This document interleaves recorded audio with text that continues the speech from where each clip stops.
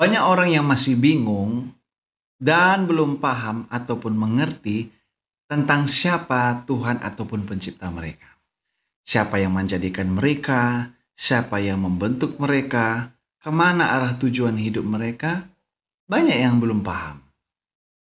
Dan itulah sebabnya kita perlu mempelajari dan mengerti, mengenal siapa pencipta kita, siapa Tuhan kita, agar kita tahu apa dasar hidup kita, dan tentunya kita tahu juga kemana arah hidup kita ini. Itulah sebabnya saat ini kita akan mempelajari bagaimana kita mengenal Tuhan kita. Itu sama seperti seorang pria yang ingin mengenal pasangannya ataupun lawan jenisnya. Jika seorang pria ingin mengenal seorang wanita, maka dia akan mencoba melihat latar belakang siapa wanita ini. Bagaimana keadaan keluarganya, kondisi keluarganya, bagaimana kondisinya juga sendiri, bagaimana sifatnya, bagaimana sikap-sikapnya. Sehingga ketika dia sudah mengenal, ketika dia juga sudah semakin mengetahui banyak hal tentang wanita ini, akhirnya dia berani untuk membawanya ataupun memintanya menjadi pasangan seumur hidupnya ataupun istrinya.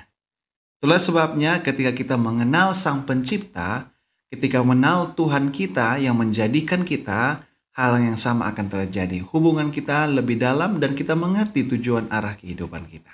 Saat ini kita akan mempelajari mengenai Tuhan melalui program yang namanya Mengenal Tuhan Lebih Dekat.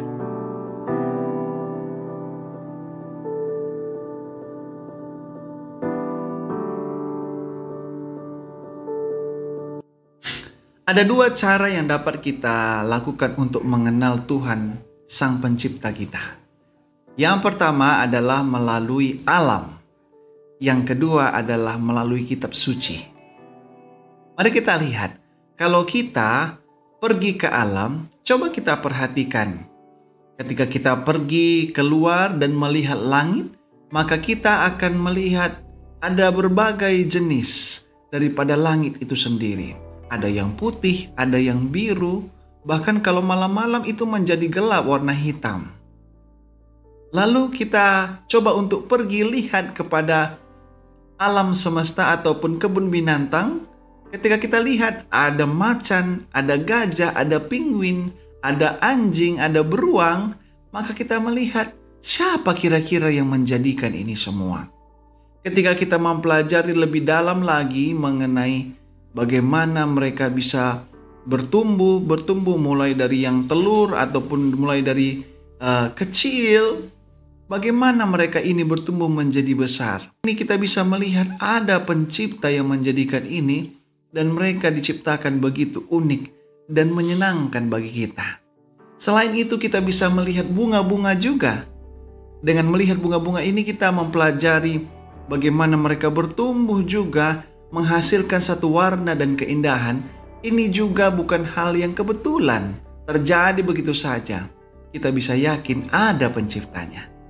Kalau kita perhatikan bunga-bunga dan juga kalau kita perhatikan ikan-ikan di laut, untuk melihat batu karang, ya satu kali saya pernah pergi untuk snorkeling, saya melihat ikan-ikan yang berwarna-warni sama seperti bunga berwarna-warni. Begitu juga dengan batu karang. Itu juga ada yang berwarna-warni. Siapa yang menjadikan ini semua?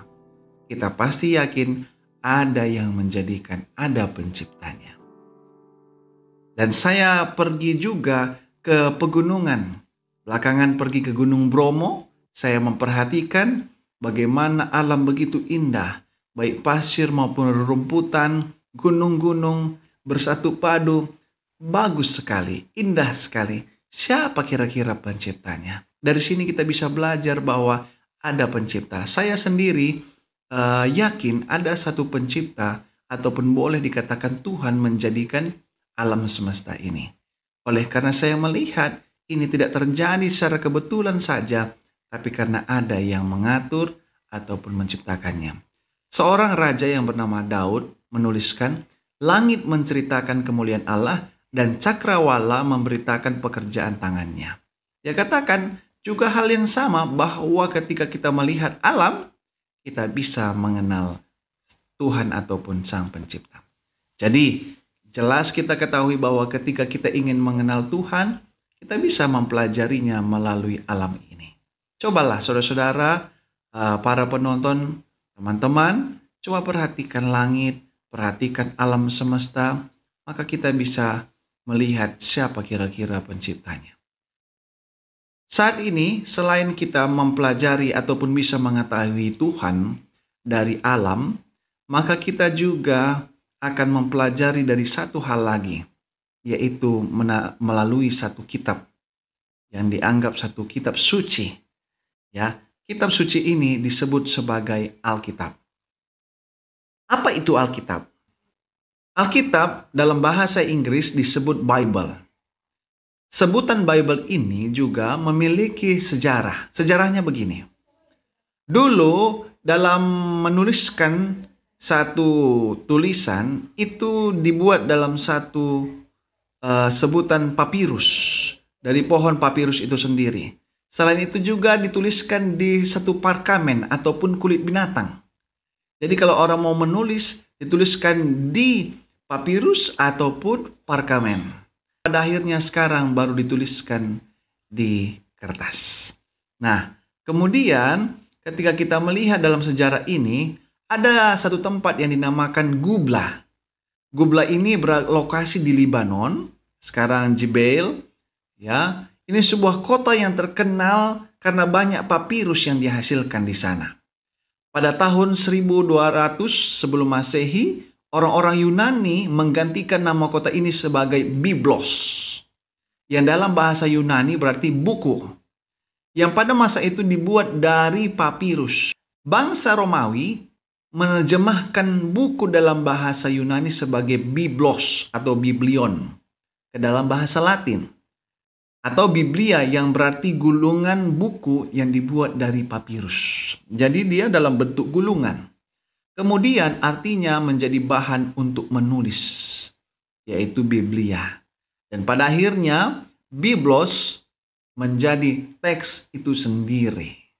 Dari sinilah awal mula istilah Bible dalam bahasa Inggris. Jadi ketika tulisan-tulisan itu dituliskan dalam papirus, lalu akhirnya ada sebutan-sebutan yang akhirnya disebut sebagai Bible. Alkitab sering disebut sebagai kitab suci ataupun scripture dalam bahasa Inggris. Yang dalam bahasa Latin, Alkitab disebut scriptura, yang artinya tindakan menulis.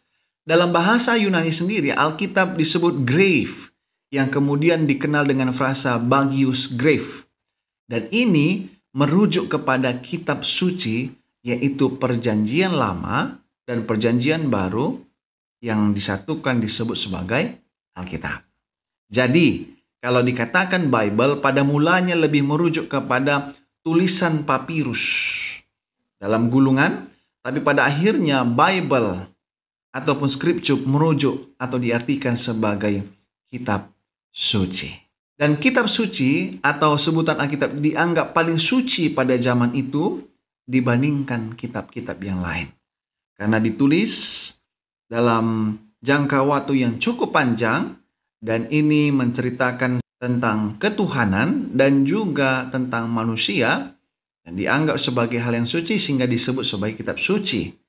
Dan Alkitab itu sendiri disebut sebagai scripture ataupun kitab suci. Kemudian Alkitab sendiri menyebutkan istilah Alkitab.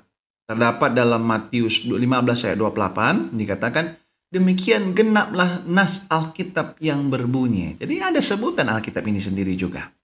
Lukas 4 ayat 16 juga katakan, ia datang ke Nazaret tempat ia dibesarkan, ini yaitu Yesus, dan menurut kebiasaannya pada hari Sabat, ia masuk ke dalam rumah ibadat, lalu hendak membaca dari Alkitab. Istilah lain yang dijumpai dari firman Allah, kitab suci, atau firman Tuhan. Jadi bukan hanya sebutan Alkitab di sini, tetapi juga disebut sebagai firman Allah, ataupun kitab suci, ataupun firman Tuhan. Ini merujuk kepada Alkitab juga. Ya, merujuk kepada Alkitab juga. Kenapa dinyatakan kitab suci? Karena Alkitab menceritakan tentang Tuhan dengan manusia dan menuliskan banyak hal apa yang disampaikan oleh Tuhan kepada umat manusia. Yang tujuannya adalah untuk mencapai kesucian, kekudusan. Ya, itulah sebabnya karena ini penyampaiannya dari makhluk yang kudus ataupun suci, yaitu Tuhan sendiri, maka tulisan-tulisan yang dituliskan dalam Alkitab itu disebut sebagai kitab suci. Ya, yang mana artinya kitab atau buku itu berasal daripada Tuhan yang suci dan kudus. Nanti kita akan pelajari lebih jauh.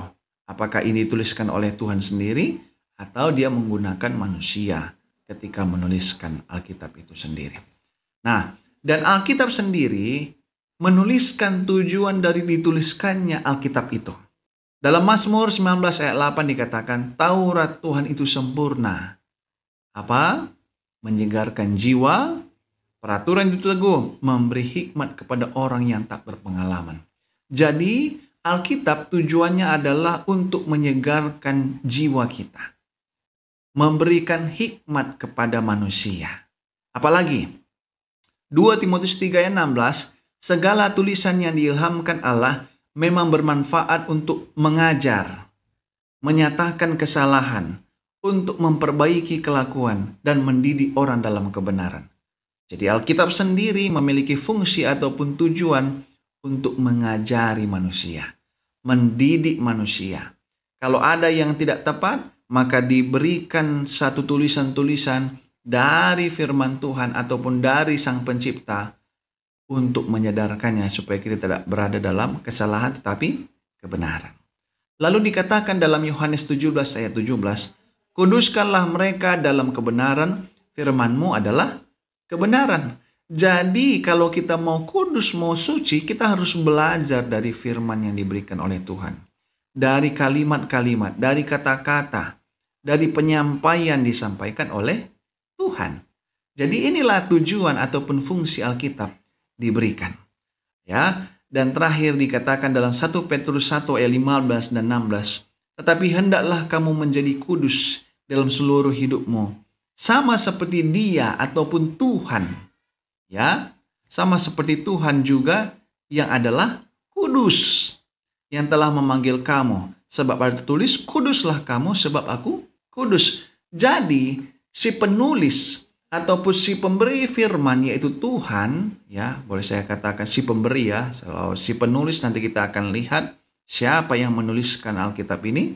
Tapi si pemberi firman adalah yang kudus, dalam arti yang suci, yaitu Tuhan itu sendiri, dan mau supaya si pembacanya, ya, si pembelajar daripada Alkitab itu sendiri menjadi kudus ataupun suci. Itulah sebabnya Alkitab itu juga disebut sebagai kitab suci. Jadi pelajaran yang bisa kita ambil pada saat ini.